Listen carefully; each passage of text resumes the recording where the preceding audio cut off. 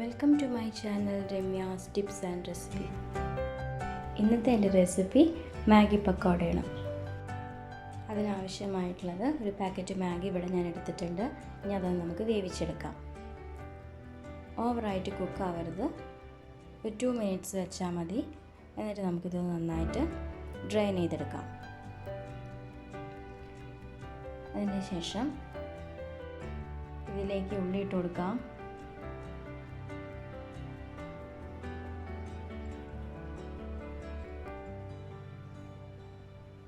Carrot ഇട്ട് കൊടുക്കാം.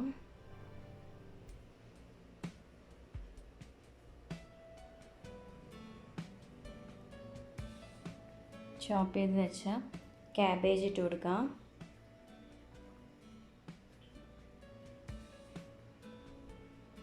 മല്ലിയില അല്പം ഇട്ട് കൊടുത്തിട്ടുണ്ട്. ജിഞ്ചർ ഗാർലിക് പേസ്റ്റ് ഇട്ട് കൊടുക്കാം. 1/2 ടീസ്പൂൺ കാശ്മീരി ചില്ലി പൗഡർ ഇട്ട് കൊടുക്കാം. മസാല പൗഡർ ഇട്ട് കൊടുക്കാം. മാഗി മസാല പൗഡർ, പിന്നെ ആവശ്യത്തിന് ഉപ്പ്. ഇനി നന്നായിട്ട് മിക്സ് ചെയ്തെടുക്കാം. അതിനുശേഷം ഇതൊന്ന് നമുക്ക് മിക്സിയിൽ വെള്ളമില്ലാതെ അരച്ചെടുക്കണം. ഇതിലേക്ക് 2 ടീസ്പൂൺ അരിപ്പൊടി ആഡ് ചെയ്ത് കൊടുക്കാം. കടലമാവ് പൊടി ആഡ് ചെയ്ത് കൊടുക്കാം. എന്നിട്ട് നന്നായിട്ട് മിക്സ് ചെയ്തെടുക്കാം.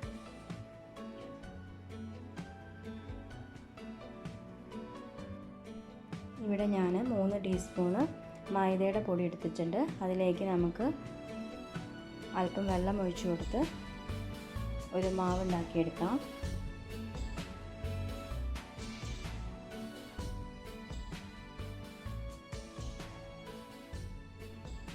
ഇനി മാഗി പക്കോട എങ്ങനെ ഉണ്ടാക്കിയെടുക്കാമെന്ന് നമുക്ക് നോക്കാം.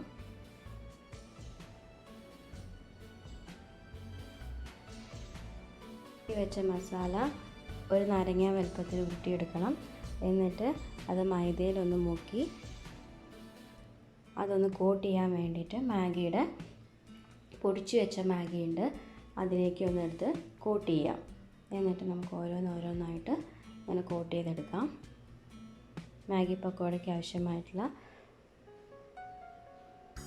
ബോളുകൾ ഇങ്ങനെ നമുക്ക് ഓരോരോ ബോളുകളായിട്ട് ഇങ്ങനെ കോട്ട് ചെയ്തെടുത്തിട്ടുണ്ട്.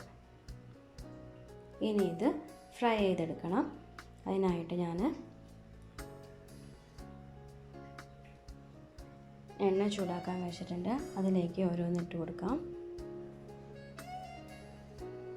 തീ സിമ്പിളായിരിക്കണം, അല്ലെങ്കിൽ ഇത് പെട്ടെന്ന് കരിഞ്ഞു പോകും.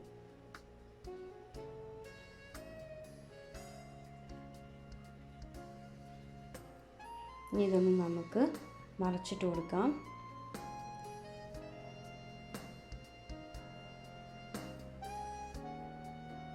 ഒരു ഗോൾഡൻ കളറായി വരുമ്പോൾ നമുക്കിതൊന്ന് തീയിൽ നിന്ന് മാറ്റിയെടുക്കാം.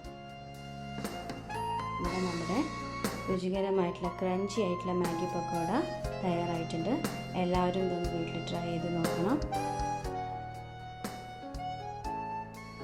ആദ്യമായിട്ടാണ് എൻ്റെ ഈ ചാനൽ കാണുന്നതെങ്കിൽ മറക്കാതെ സബ്സ്ക്രൈബ് ചെയ്യുക, ലൈക്ക് ചെയ്യുക.